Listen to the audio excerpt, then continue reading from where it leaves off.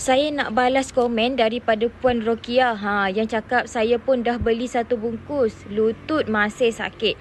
Okey, Puan Rokia, terima kasih sebab dah cuba ikhtiar dengan kita Berjaya Jus Klinik dan sudi berkongsi feedback dengan kita. Okey, untuk jus klinik ni kita menggunakan 100% herba tau. Dia tak ada campuran bahan lain. Jadi untuk keberkesanan tu dia bergantung kepada tahap sakit lutut yang kita alami dan juga antibody badan kita. Sebab setiap orang antibody badan tak sama. Ada orang minum 1 paket dah nampak kesan. Ada orang perlukan masa. Jadi sebab tu kunci utama dia adalah konsisten. Okey, sebab kalau kita tak konsisten, kita tak akan nampak kesan. Dan lagi satu, tadi poin pertama adalah konsisten. Yang kedua adalah kalau sakit lutut kita tu dah lama, tapi kita hanya amalkan 1 bungkus, kita tak boleh expect banyak lah. Yang dengan 1 bungkus ni je, sakit lutut kita ni dah boleh hilang.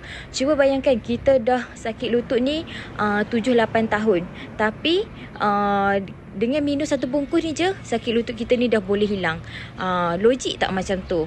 Tak kan? Jadi dekat sini saya nak syorkan untuk, bukan saja untuk Puan Rokia, tapi untuk akak abang dekat luar sana yang mana nak ikhtiar tu, saya ingatkan yang pertama kena konsisten.